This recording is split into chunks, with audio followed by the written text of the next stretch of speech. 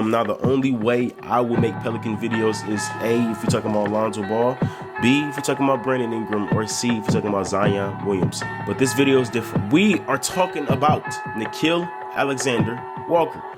Let me show you, let me take you there. Everything you never were there. Let me show you. Nickiel Alexander Walker, I think, is the star, the piece that the Pelicans need. Not Lonzo Ball, obviously. I mean, they didn't offer that man $85 million. The Bulls took that offer, and now Lonzo Ball is not on the team. Not Devontae Graham, even though it's like a mini rivalry between Lonzo and Devontae Graham. If Devontae Graham can fill in the needs and the holes of Lonzo Ball, or is Devontae Graham better than Lonzo? But I think it's Nickiel Alexander Walker. Now, Nickiel is the cousin of Shai Gilgeous Alexander, a bucket. He's also Canadian, which means he's from Canada.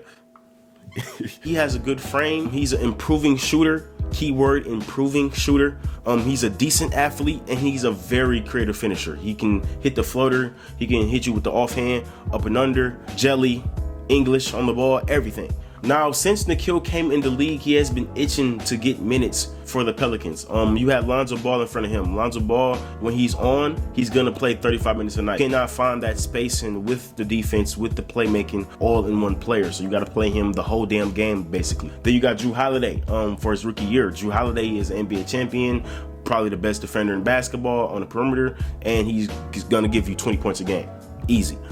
Then you got JJ Redick. For this Pelicans team, with Zion, with B.I., who likes to get into the paint, you need JJ Redick to space out the floor. Then we have Eric Bledsoe. I don't know what made Stan Van Gundy or David Griffin play Eric Bledsoe or start him all 82 games, and Nickiel Alexander Walker had to fight for some fucking minutes with Kyrie Lewis, which is dumb because Eric Bledsoe didn't offer any spacing. He didn't offer any size, no defense, no penetration, no nothing. He was trash. I just want to highlight this fucking highlight by Nickiel. I ain't mean to cuss, but I'm sorry. This is a great highlight. This man did a double cross, went to the lane, and did a little shovel pass on a cutter. That's what you need, my guy. That's what you exactly need in your development, my guy. But Nickiel averaged 25 and 3 when he starts. This is when he had nobody to defer to. He could play his own game. Now, the thing about Naw on the benches is not actually a bad thing.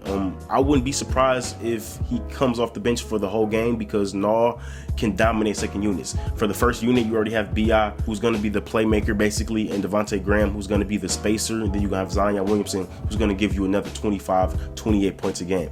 So him being on the bench adds a new flavor to that bench unit because, as we know, the Pelicans give up a lot of fucking leads. So we need him to run the course of that second unit so the starters can get their rest and come back in and dominate. So it's not really a problem that Nickiel comes off the bench. And he gets to focus on one thing and one thing only, to score the ball. Being a bench player at the shooting guard position and then being a starter player at the shooting guard position is totally different. You need to do certain things to accommodate your star players. Now, this may affect your role as a player because Lonzo Ball, as you know, is not a spot-up shooter by heart. He became that to accommodate B.I. and to accommodate Zion Williamson and to accommodate the spacing or lack of spacing that the Pelicans didn't have. So Naw, I wouldn't think he was going to be in the same role, but Naw was going to have to make and shoot and practice more catch and shoot threes more than he would if he was on the bench. That was Stan Van Gundy. So I don't know what Willie Green is going to do. It looks like Naw is coming off down screens a lot. That's messed up. Y'all running in place for Naw. You ain't running not in place for Lonzo. But Naw is coming off screens. He's coming off pick and roll. He's dishing the ball. So they might just let him run free. I don't really know. Now, the problem with Nickiel, in my experience, in my way of watching him, is his decision making and his shooting. Nickiel is not a bad shooter. You can just tell by his mechanics. He really practiced that shot. He loves the mid-range shot, but his catch and shoot was not really up to par for him to play a lot of minutes. If he misses like 3 shots, it's over. Take him out the game for the whole game. And his decision making. Nickiel sometimes get into the game and he plays so under control, so patient, but sometimes he doesn't do that. And then that makes the whole team bad. So if he gets those things under wraps, not saying he has to be the best shooter in the world or the best decision maker in the world. If he just makes that calm pass, the next decision swiftly without any turnovers, I think Nickiel can be a great part to this offense. He doesn't even have to start. He can play 30 minutes a game and not start. And also, he's also a decent defender. Nickiel is 6'5", like I said, wide frame, decent wingspan. He's gonna bulk up a little bit. And I think with Lonzo gone and that piece of defense missing to guard the Damian Lillards, to guard the Stephen Currys, because I'm not having Brandon Ingram guard none of them niggas. Devontae Graham, none of them niggas.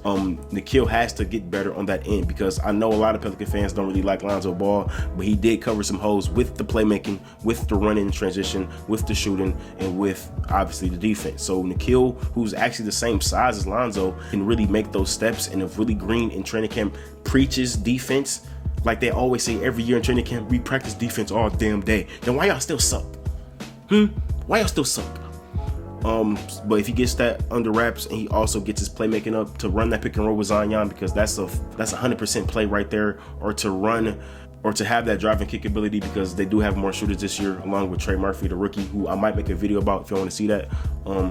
They can be a great team. I don't know about playoff team. I don't know. I gotta see the first 10 games of the Pelicans, bro. They don't have any continuity, and I don't know if it's gonna start soon because they have a new coach again, new roles again, new offense, new defense, but everything like that. I think Nickiel Alexander-Walker will be the most improved player this year if he starts. It depends. I think he's gonna get the shots he wants, because I think he's the third best player on the team. Maybe fourth if you want to count Valanciunas, but I think if he gets the shots, and if you see somebody go from, I think he averaged 10 last year to 17, yeah, you most improved. And if they make the playoffs. But that'll be all for this video, bro. Make sure you like and subscribe, and I'm out, man.